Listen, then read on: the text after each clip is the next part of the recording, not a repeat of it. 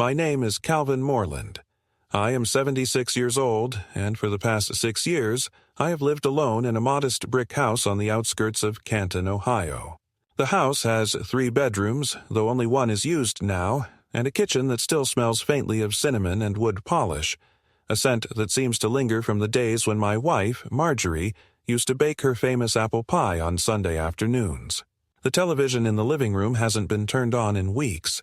The magazines on the coffee table are years out of date, and the walls are filled with photographs of people I no longer hear from.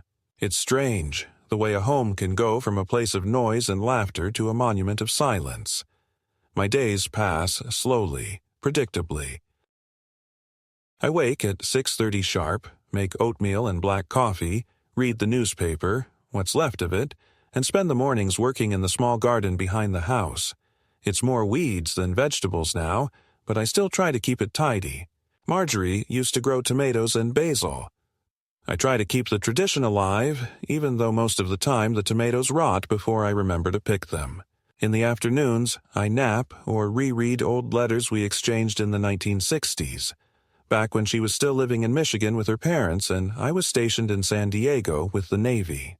We married in '69, settled in Ohio a year later, and lived together for 44 years until she passed away from pancreatic cancer. She was 71. The illness came fast, as they always do, and left me breathless, not just from grief, but from the speed at which the world had changed around me. One moment, I was a husband. The next, a man staring into the vast and painful space that follows the loss of a lifetime companion. I have one daughter, Jenna. She is 46, works in real estate, and lives 20 minutes away with her husband Clark and their 2 boys, Owen and Matthew. We were never what you'd call an affectionate family, but we were, for a time, functional. Birthdays were celebrated, holidays were observed, and we exchanged calls at least once a week, even if they rarely stretched beyond 10 minutes. But something shifted after Marjorie's death. At first, Jenna visited regularly, bringing me leftovers and helping me go through boxes of her mother's belongings. We cried together once, I remember. Briefly, awkwardly, in the garage over a box of old Christmas decorations. But after that, her visits grew less frequent. Calls became shorter. Eventually, they stopped altogether unless I initiated them. And even then, the tone had changed. Distracted, hurried, always ending with some version of, "I have to get back to work," or, "The boys have practice." I learned to recognize the rhythm of disinterest, the practiced politeness that people use when they speak to someone they've already filed under obligation. Still, I tried to stay connected. I sent the boys birthday cards with checks enclosed. I offered to help when I heard they were looking for a bigger house. I even gave them $30,000 from my savings when Jenna said the down payment on their dream property was just out of reach. She promised it was a loan, but no repayment plan was ever discussed, and I didn't press. I told myself it was a gift. That's what parents do. They help, especially when they have no one left but their child. And besides, what else would I spend it on? But over time, the distance between us widened. Invitations to family events stopped arriving. I found out about Owen's high school graduation through a neighbor, and Matthew's engagement through a post on social media I had to ask a librarian to help me find. They never called to tell me. I wasn't even invited to the wedding. When I asked Jenna why, her voice turned defensive, brittle. "It wasn't intentional, Dad. It was just a small ceremony. You know how things are these days." I didn't, but I said I understood. What else could I say? There's something cruel about outliving your usefulness. You become invisible in your own life, a background object in the memories of those you helped raise. And it's not just the absence of contact, it's the way they treat the idea of you. I began to notice it during the rare moments we did speak. The subtle condescension in her voice when she asked if I was taking my pills. The way she laughed off my stories as rambling. The gentle yet pointed questions about whether it was safe for me to live alone. "I just worry about you, Dad," she'd say. "You know, if something happened and no one found you for days, it would be awful." I didn't argue. I knew what she was implying. I'd heard it enough from other old men at the pharmacy, in the waiting rooms at the clinic. Children planting the idea of assisted living, not out of concern, but convenience. After Marjorie died, I kept the house exactly as it was. Her shoes remained in the hallway closet, her nightgowns folded in the dresser. I didn't move anything. It felt like desecration to do so, but I did put a small lockbox in my bedroom with the documents that mattered. My will, the deed to the house, bank account information, and a list of contacts in case of emergency. I updated it every year. Not because I thought anyone would need it, but because I didn't want to leave a mess behind. Jenna had enough opinions about my life as it was. The least I could do was make my death as tidy as possible. And then came the dinner. It was a Sunday in mid-March. Jenna had invited me to her home, something that hadn't happened in over a year, and said she wanted us to have a real family meal, like in the old days. I took it as a peace offering. I even put on a tie. When I arrived, she was already 3 glasses into a bottle of wine. Clark greeted me politely, but didn't linger. The boys weren't there. "They're out," Jenna said, waving her hand. "They're always out." We sat down to eat.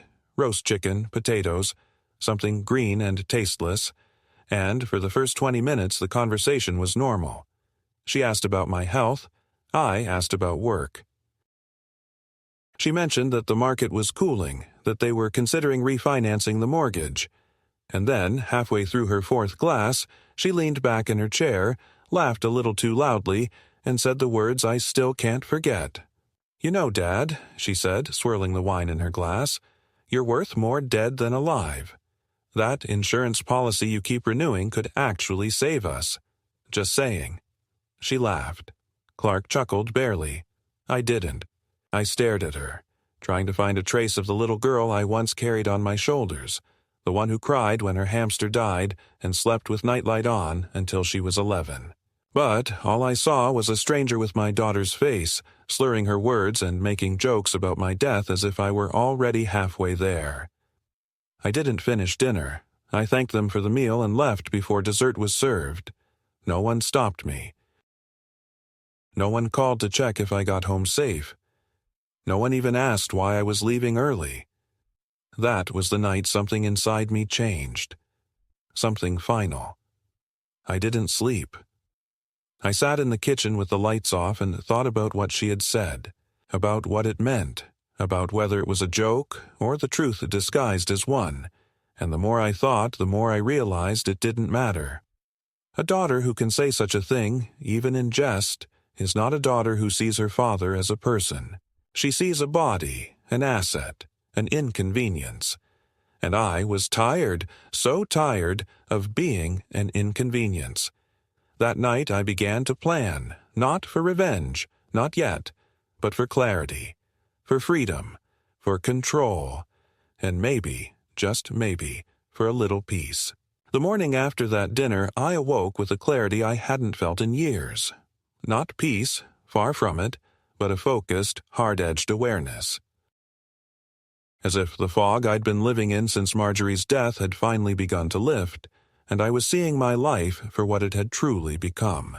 It wasn't just Jenna's words that stung, though they echoed in my head like a cruel nursery rhyme. "You're worth more dead than alive." It was the certainty in her tone, the easy comfort with which she had said it, as if she had rehearsed the phrase, toyed with it in her mind long before she ever allowed it to leave her mouth. A truth disguised as a joke, like so many bitter things people say when they want to wound without taking responsibility. I tried for a moment to rationalize it. Maybe it was just the wine. Maybe she hadn't meant it. But then I remembered how Clark hadn't even blinked. No shock, no scolding glance, not even a nervous chuckle to soften the blow. Just silence and that slow, tired shake of his head, as if he'd heard it before. And that, more than anything, told me everything I needed to know. This wasn't an isolated remark. This was a sentiment they had already discussed, maybe even entertained. An idea with weight behind it. A plan forming in the shadows. I spent that morning in my study, reviewing papers I hadn't touched in months. I pulled out the insurance documents, 3 policies in total, 1 small burial coverage, 1 life insurance policy I had opened when Jenna was born, and a newer one I had signed after Marjorie passed, encouraged by Jenna herself. "It's just smart planning, Dad," she had said at the time. "It makes sure everything's taken care of.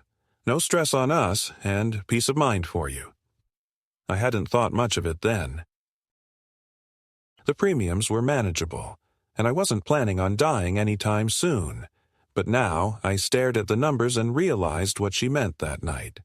My death would result in a payout of nearly $250,000, enough to cover her mortgage, and then some. Suddenly, her renewed interest in my financial affairs made perfect sense. I kept thinking about the conversation we'd had a few weeks earlier when she stopped by unexpectedly to check in. She brought groceries, an unusual gesture, and spent the whole visit asking leading questions. How I was sleeping, whether I ever forgot to turn off the stove, if I ever felt dizzy or confused, whether I'd considered hiring someone to help around the house. "We're not saying you're not capable, Dad," she had said sweetly.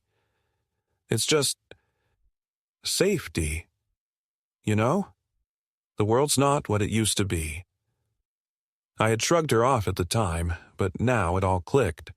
That wasn't concern. That was groundwork. I decided not to confront her. Not yet. Instead, I began taking quiet inventory of my life, my vulnerabilities, my risks.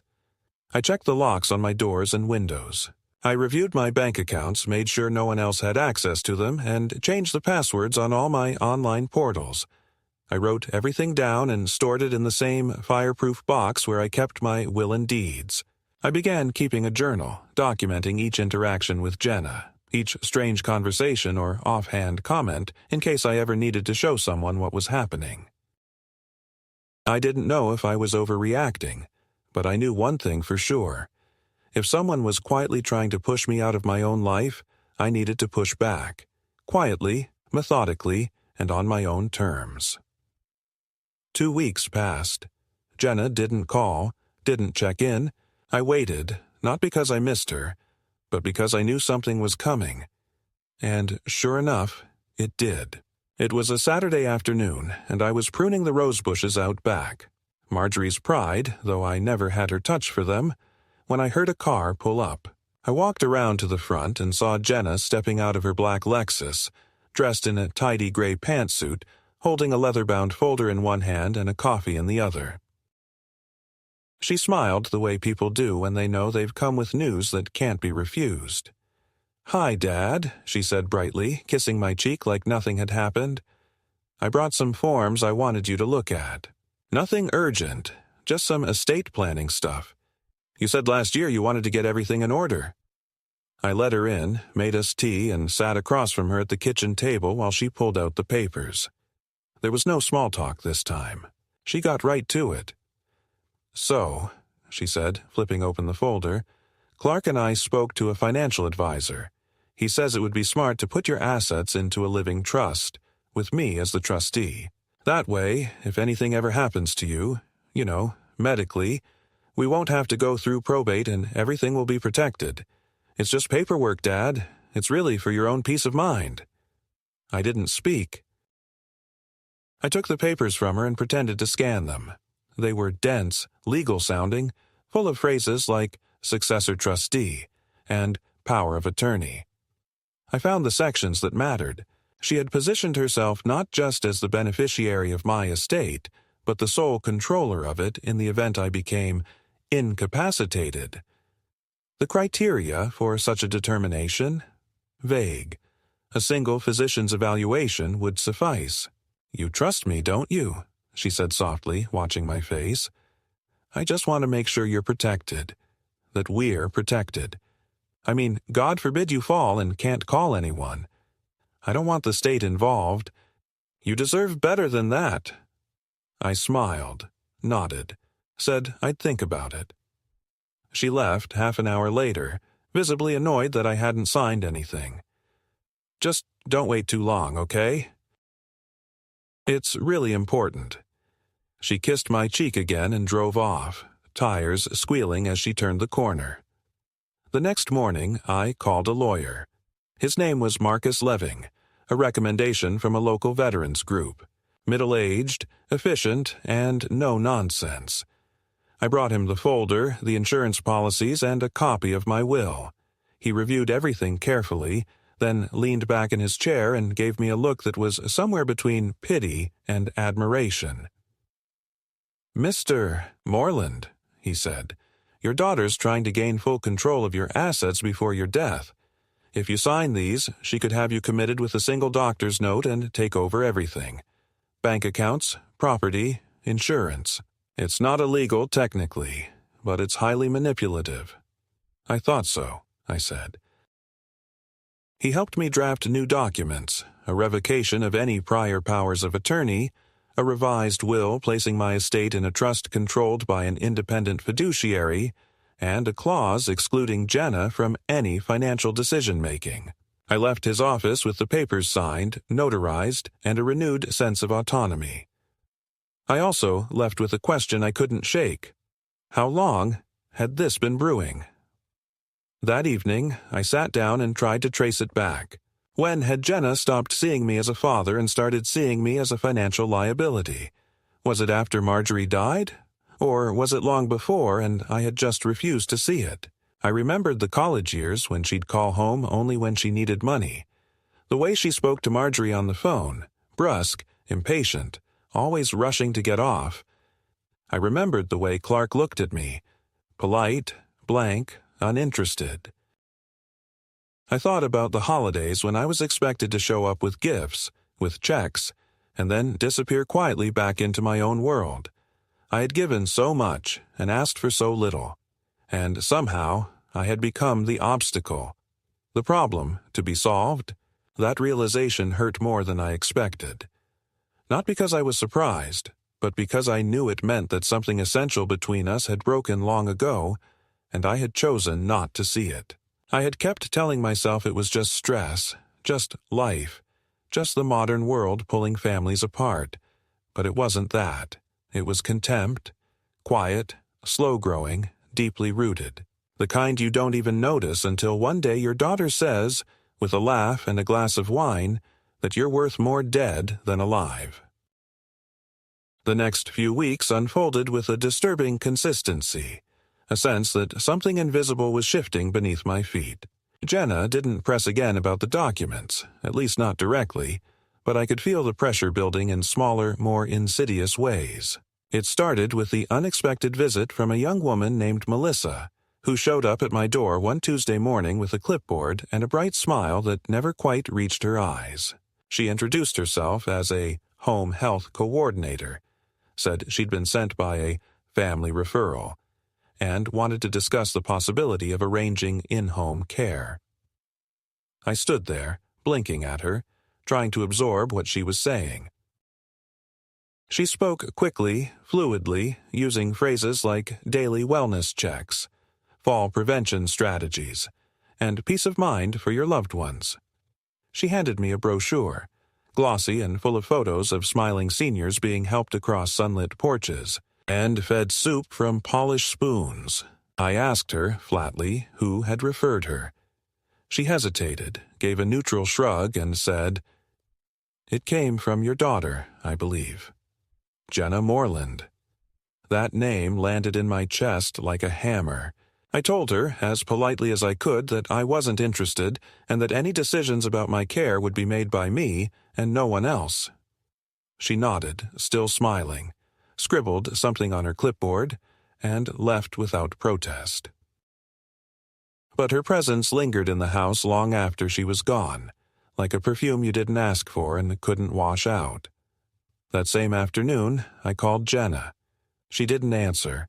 I left a message, calm but firm, asking if she had authorized a wellness visit without discussing it with me first. No response. The next day, she texted, "Just trying to help, Dad. Don't be so dramatic. You've been forgetful lately, and I thought it wouldn't hurt to get some support in place. Love you." That word, love, felt like an afterthought, a sugar coating on a bitter pill. I stared at the message for a long time, then set the phone down and stared out the window. Outside, the neighbor's dog was barking at a squirrel. Inside, I was beginning to understand just how far this was going to go. A few days later, I began receiving phone calls from numbers I didn't recognize. Some were obviously salespeople, but others were more subtle. One woman claimed to be conducting a senior needs survey on behalf of the county. Another said she was calling about a new Medicare option that might include coverage for in-home evaluations. They were all friendly, efficient, persistent. I asked each of them where they got my number. Most dodged the question. One admitted that it came through a partner referral. It didn't take long to piece it together. Jenna had likely signed me up for some kind of outreach list, possibly even registered me for services under the guise of consent. That, more than anything else, frightened me. Not just the manipulation, but the paperwork. The possibility that someone, somewhere, was creating a paper trail that could later be used to justify action against my will. It made me paranoid. I began locking every door, every night, even the one from the garage into the house. I moved the fireproof box with my documents into a hollowed-out compartment behind the bookshelf in the study. I began writing everything down. Dates, names, phone numbers, license plates, anything that seemed strange or out of place. I didn't sleep well.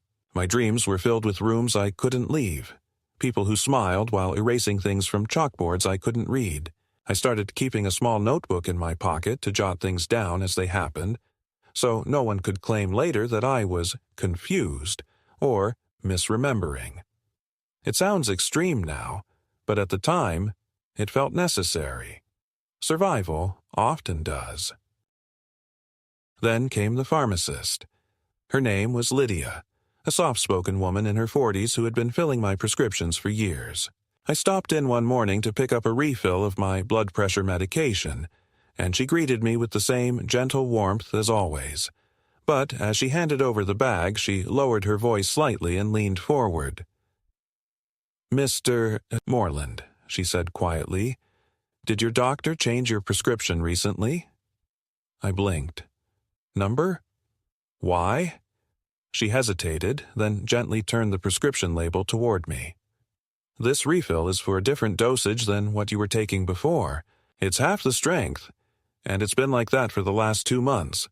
I thought it was unusual, but the authorization came through properly." I stared at the bottle, trying to remember if I had noticed any difference.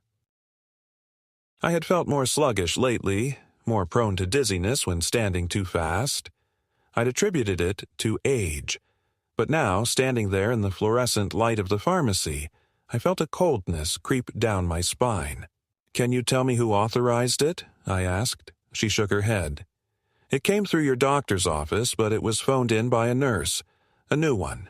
I can print the record if you'd like." I nodded. She handed me a printout, and I saw the name, Melissa Kingsley, the same name as the woman who had shown up on my doorstep weeks earlier. That night, I went through my medication log. Sure enough, the switch had happened about 6 weeks ago. I hadn't noticed the change in dosage because the pills looked nearly identical, and I'd grown so used to the routine. But now, I felt sick to my stomach. Someone, acting under the guise of healthcare, had deliberately altered my medication, possibly to make me feel weaker, to increase the impression that I was declining. I called Marcus the next morning and brought him the printout. He listened carefully, then told me, in no uncertain terms, that I needed to start protecting myself more aggressively. "This is no longer speculation," he said. "This is coordinated. She's laying the groundwork to make the case that you're unfit to manage your affairs. And if you're not proactive, she may succeed." That same day, we filed an official notification with the county registry revoking all previous powers of attorney and submitted a request for a restraining order against any unauthorized third party. Involvement in my medical care. It was a bureaucratic nightmare. But Marcus was patient and thorough. He believed me. That mattered more than I expected. The final blow came in the form of an envelope. It was hand-delivered by courier with no return address. Inside was a letter from a law firm representing Jenna and Clark. It was written in clinical professional language, but the meaning was clear. They were seeking to have me evaluated for legal guardianship, citing concerns about cognitive decline, erratic behavior, and poor judgment. The letter listed documented episodes of confusion, failure to adhere to medical recommendations, and concerning statements made in recent conversations. There were no examples, of course, just vague insinuations dressed up in legal jargon. I sat at the kitchen table, holding the letter in both hands, and felt a kind of tremor begin inside me.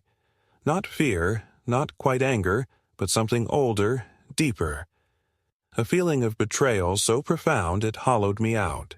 My own daughter, my flesh and blood, was preparing to declare me unfit to live my life, to manage my money, to inhabit the world as a free man.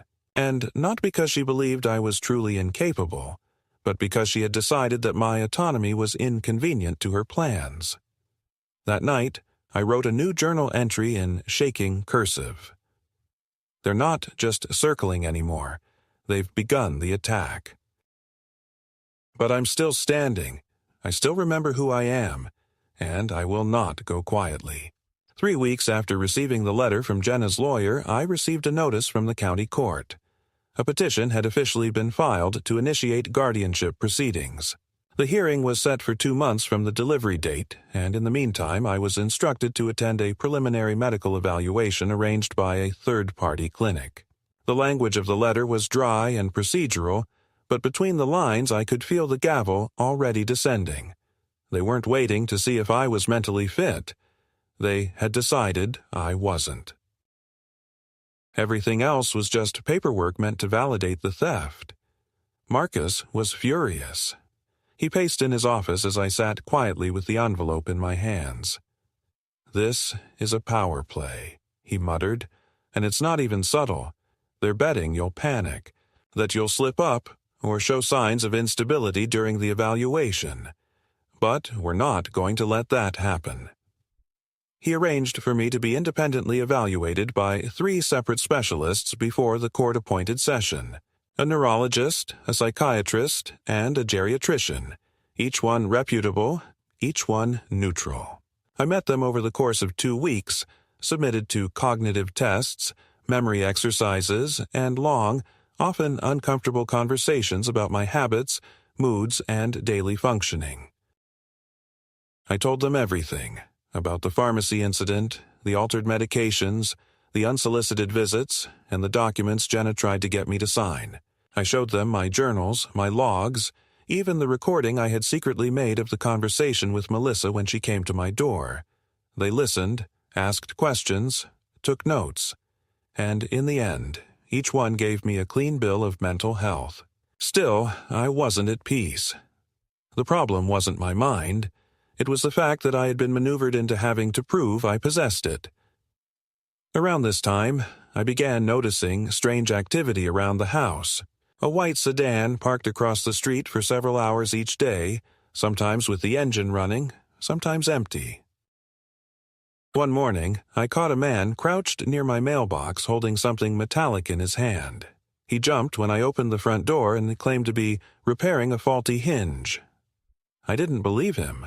The day after that, my garbage bin was turned upside down and its contents partially rifled through.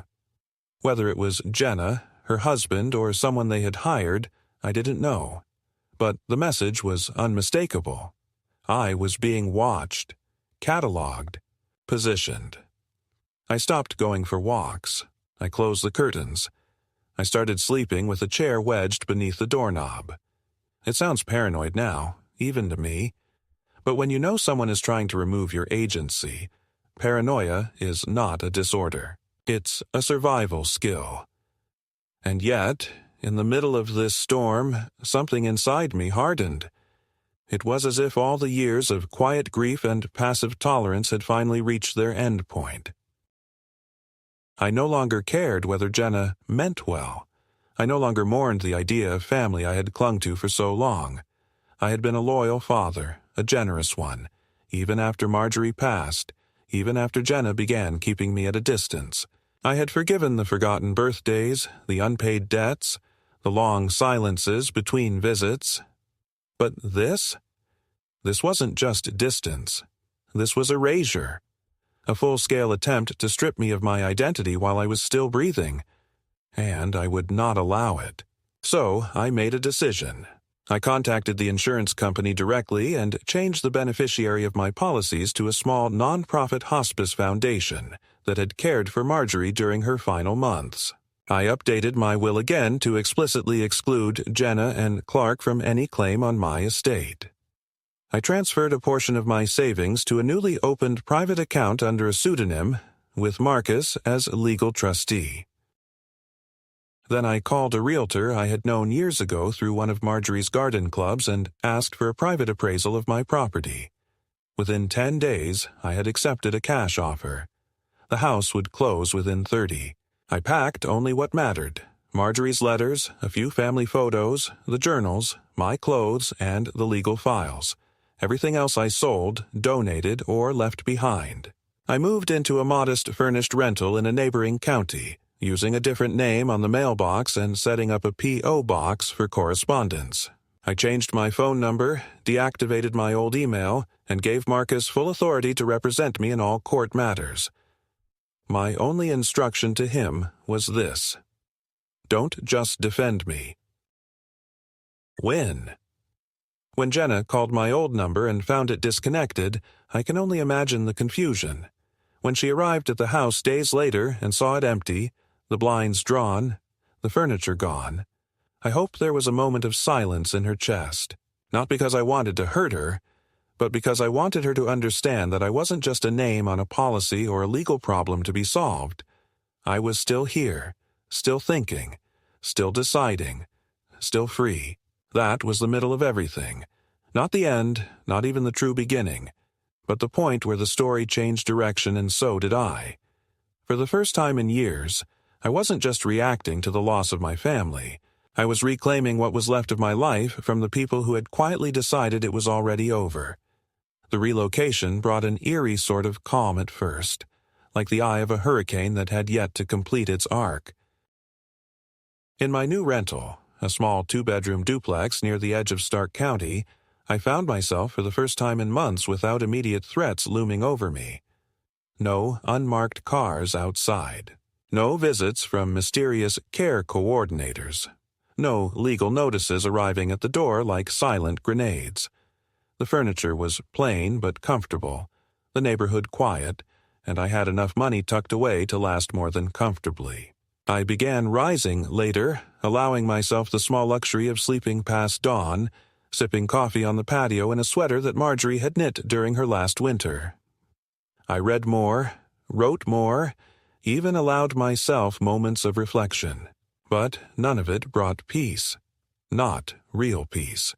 Because I knew the storm wasn't over. It had simply changed direction. Marcus continued handling everything related to the guardianship case. He was tireless, composed, and methodical.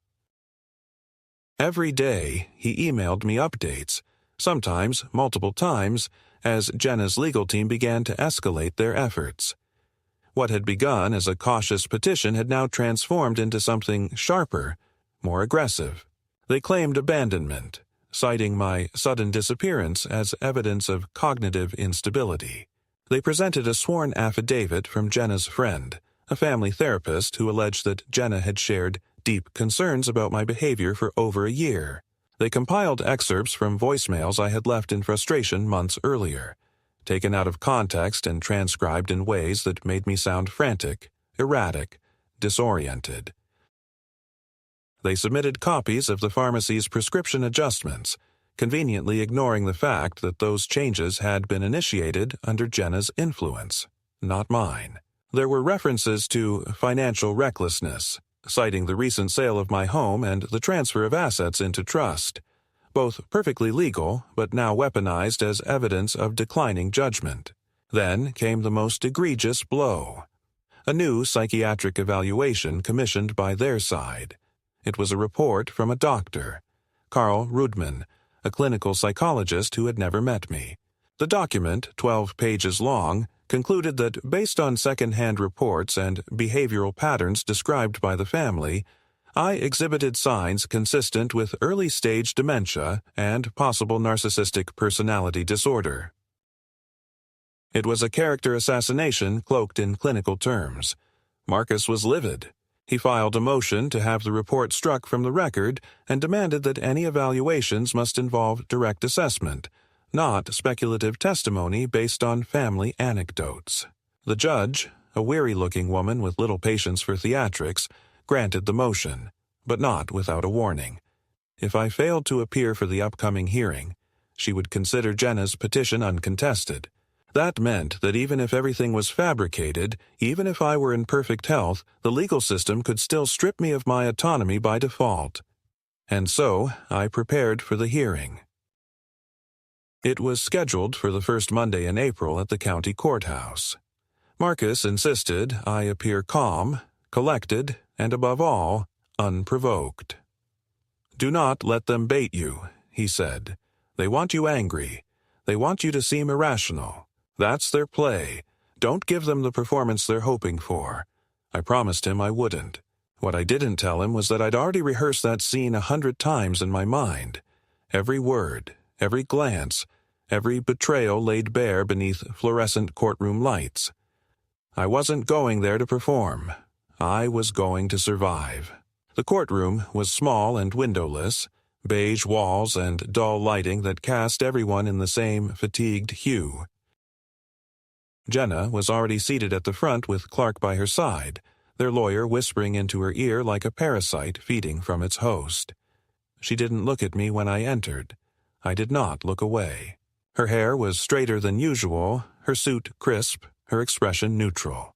No joy, no regret, just the taut posture of someone preparing for business. Clark avoided my gaze entirely. His hands remained folded in his lap like a boy at confession. When the judge entered, we all stood. When she asked the room to proceed, it began. Jenna's lawyer opened with a plea for compassion. He painted a picture of a worried daughter, trying her best to protect her aging father, only to be met with resistance, paranoia, and increasingly erratic decisions. He spoke of financial vulnerabilities, cognitive inconsistencies, and a tragic breakdown in family trust. Jenna dabbed her eye once with a tissue. Whether the tear was real or practiced, I couldn't say. Then Marcus stood and, in his calm and even tone, dismantled everything that had been said. He submitted the 3 independent evaluations attesting to my mental clarity. He referenced my legally sound sale of the house, the protection of my estate through proper legal channels, and the repeated patterns of manipulation leading up to Jenna's guardianship petition. He ended with a quiet but firm sentence. "This is not about love or concern. This is about control. And Mr. Moreland does not require a guardian. He requires freedom." The judge listened. She asked questions. Then she turned to me. "Mr. Moreland," she said, "do you understand the nature of these proceedings?" I nodded. "Yes, Your Honor. I understand that my daughter believes I no longer have the right to make decisions about my own life. And do you believe you're capable of doing so?" I looked directly at Jenna when I spoke. "Yes, I've been capable my entire life. I raised a daughter, buried a wife, paid every bill, filed every tax return, and wrote every check for every request my daughter ever made. Without question, without hesitation. And when I finally began to say no, suddenly I became unwell. If being clear-eyed about betrayal is a symptom of decline, then maybe I am declining. But I know who I am. I know what I've lived through. And I will not be erased by the people I once trusted most." The courtroom was silent. Even Clark looked at me now, his face unreadable. Jenna stared down at her lap. The judge recessed for an hour to deliberate. Marcus and I waited in a nearby conference room, drinking lukewarm coffee and speaking very little. When we returned, the judge read her decision. I find no evidence of cognitive impairment. The respondent has demonstrated full understanding of the proceedings, and his financial decisions appear sound and legally appropriate. The petition for guardianship is denied. I felt the breath leave my body. Not relief, because there would be no full relief from what had been done, but a release nonetheless. A loosening of the grip around my neck. Jenna remained motionless. Clark put a hand on her arm, but she didn't respond. Her lawyer leaned in to say something, but she waved him off. The judge banged the gavel. It was done. Or so I thought. 2 days later, I received a message from Marcus. "They're appealing," he said flatly. "Not the guardianship ruling. Something else. They filed a claim challenging your last change to the insurance beneficiary. They're asserting undue influence and financial instability, attempting to freeze the payout if something happens to you." I laughed, not with humor but with disbelief. They had lost in court, failed to take my mind or my estate, and now they were planning ahead for my death, trying to block the only thing I had managed to redirect away from them. But I wasn't surprised. The depth of entitlement ran that deep. They believed I owed them everything. My patience, my money, my legacy, even my death. Marcus began preparing the defense immediately. We documented the timeline of every insurance change, every lawyer-reviewed signature, every witness. It would take time, but he was confident we'd prevail. "This is desperation," he said. "They're throwing whatever they can in the air to see what sticks. But we're ahead of them now. They didn't expect you to fight, and now they don't know how to stop." He was right. They didn't. But I had already stopped them in the only way that mattered. I had reclaimed myself, my life, my name. I didn't write to Jenna. I didn't return Clark's half-hearted voicemail a week later. I simply moved forward, quietly, with purpose. The storm hadn't passed, but I had walked out of its core intact. That was more than most could say. That was everything. A week after Marcus informed me of the appeal, I stopped answering my phone entirely. The calls weren't frequent, but the names that appeared on the screen, Jenna, Clark, or a local number I suspected belonged to their new attorney, were enough to sour my stomach. I turned the ringer off, tucked the phone in a drawer, and decided that whatever they had to say, they had already said it in the clearest language possible. Litigation, accusation, dispossession. I'd spent enough years chasing scraps of affection, pretending distance was just stress, just busy lives. I was done listening to lies dressed as concern, and so I began to withdraw, not in weakness, but with quiet precision. I scrubbed my digital presence, closed my old email, shut down my social accounts that I barely used. I told Marcus he was the only person allowed to represent me to the outside world. And then, without warning, Jenna showed up in person. It was early afternoon, the sun still high enough to cast clear shadows when I heard the knock on the door. I wasn't expecting anyone. My neighbor, an older gentleman named Al, usually came through the back gate when we shared coffee, and deliveries always dropped off packages by the stoop without fanfare. This knock was deliberate, sharp, like a police officer's. I stood in the hallway for a moment, unseen from the door, listening. Another knock, then a voice. "Dad, it's me." The voice was unmistakable. Jenna. I froze. It had been months since I had seen her in person. I should have known she would come eventually, that the paper trail and unanswered calls would no longer suffice. Still, I hadn't expected it to be so soon, or so bold. I opened the door a crack and peered out. She stood there in flats and jeans, a soft cardigan over a white blouse, holding nothing but her phone. No folder, no lawyer, no husband. Her face looked thinner, drawn, eyes red. For a moment, I felt the ghost of worry try to rise inside me, but I suppressed it. Concern was her currency. I wouldn't be spending any more of it. "I don't want to talk to you," I said quietly. "Please," she whispered. 5 minutes, that's all. Against my better judgment, I opened the door wider and let her in. She stepped into the living room, glancing around as if cataloging the space, her gaze briefly resting on the box of old letters I'd left on the coffee table. She sat without asking, folded her hands in her lap, and stared down at them like a child preparing to recite a rehearsed confession. "I know you hate me," she said after a long silence. I said nothing. "I deserve it," she continued. I got caught up. Clark got in my head. We both thought—" She stopped, exhaled. "We were afraid. You were disappearing from us. We didn't know what to do." I looked at her, truly looked, and for the first time I saw the cracks. Her polished veneer was gone. She looked tired, not cosmetically but spiritually, like someone who had bet on something terrible and lost. "You didn't lose me," I said at last. "You threw me away." She winced, nodded. "I know. I do, and I wish I could take it back, but I can't. So I came here to tell you something. I withdrew the appeal. On the insurance. It's done." I blinked. I hadn't expected that. Not so soon. "I told Clark I couldn't keep going like this," she said. We argued. A lot. He said I was giving up, that I was weak. I told him I was done trying to squeeze money out of someone who raised me, clothed me, gave me everything, and only asked to be left in peace. I told him I didn't want to be the kind of person who'd fight their own father in court over what he'd leave behind after he died. I studied her face. There was pain there. Maybe genuine. Maybe the beginning of something like remorse. But I didn't trust it.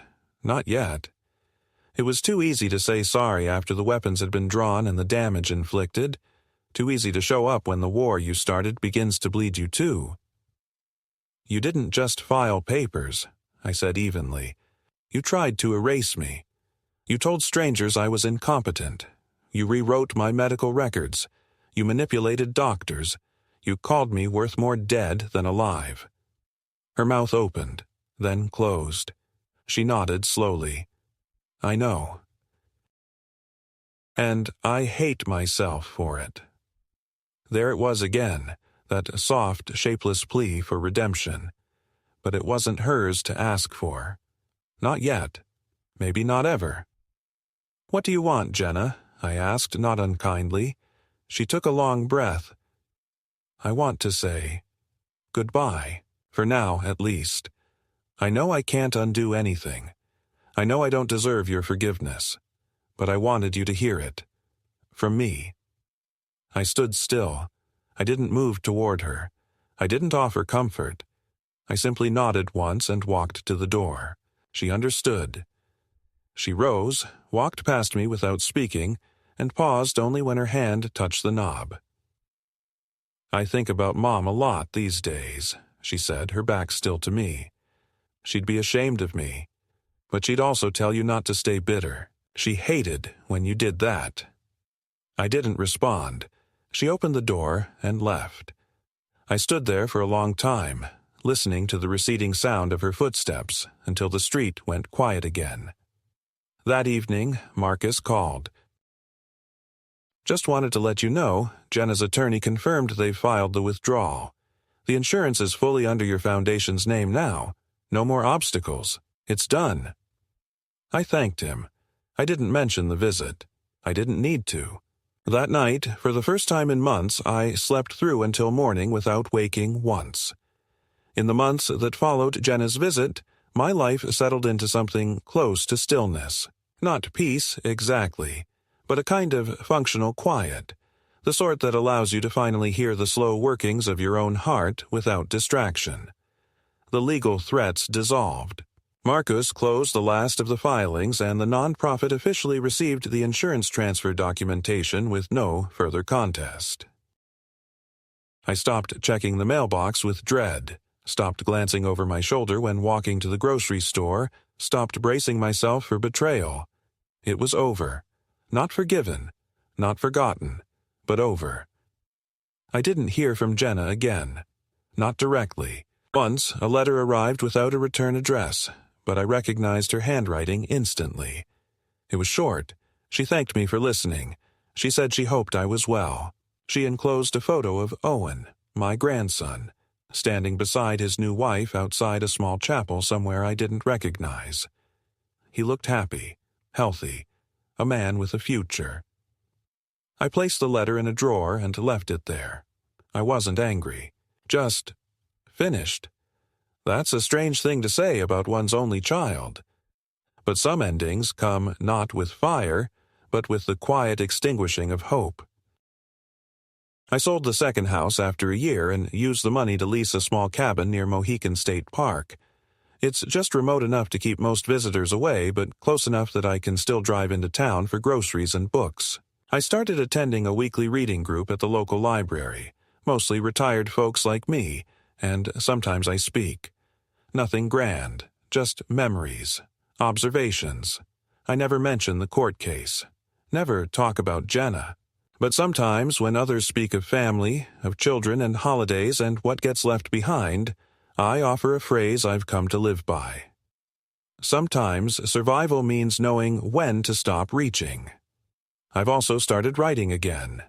Real writing, not just journals and notes and legal records, but stories, snapshots of a life once full of noise and closeness and the illusion of permanence. I don't paint myself as a hero. I wasn't a perfect husband or father. I could be stern and proud and too quick to retreat when things hurt, but I was steady. I showed up, and I stayed. That should have counted for something. It didn't in the end. But now I write because I want it to matter to someone, even if that someone is just the man I see in the mirror each morning. Sometimes I think about Marjorie, not as she was in the hospital, thin and fading, but years earlier, sitting on the back porch, trimming basil with the sun in her hair. She had a way of humming when she worked, a quiet, tuneless melody that always let me know where she was in the house. I still hear it sometimes, faint, like memory made audible. She would have known what to do, I think. Or maybe she would have just held my hand and said, "Do what you must, but don't become them." I haven't. I've stayed on my side of the line. I didn't retaliate. I didn't drag Jenna's name through the mud, didn't fight for revenge or restitution. I simply took back my name, my mind, and the remainder of my time. That's all I ever wanted. And in the end, that was more than enough.